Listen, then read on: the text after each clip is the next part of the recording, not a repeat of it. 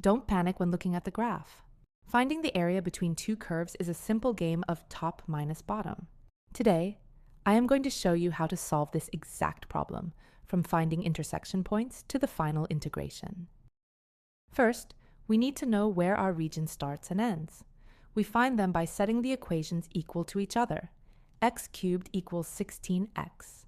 If we move everything to one side and factor our x, we get x times the quantity x squared minus 16 equals 0. Now to find our roots, let's set the first x to 0, and this will give us the first root, x equals 0. For the second root, we can set x squared minus 16 equals 0 and solve for x, so x will be equal to 4. As you can see, our roots are x equals 0 and x equals 4, and those are our limits for the integral.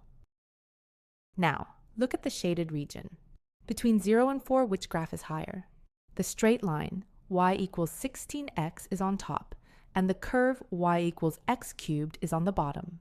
So our area formula, a equals the integral from a to b of top minus bottom, dx becomes a equals the integral from 0 to 4 of 16 x minus x cubed dx. Now for the calculus. We use the power rule to integrate our function, 16x minus x cubed. For the first term, 16x becomes 8x squared. For the second term, negative x cubed becomes negative x to the fourth power over 4. So, the integration of the function 16x minus x cubed dx equals 8x squared minus x to the fourth power over 4. Now we just need to evaluate this from 0 to 4. We start by substituting the upper limit, 4. So, 8 times 4 squared minus 4 to the fourth power over 4 equals 64. When we substitute in the bottom limit, 0, the whole thing becomes 0.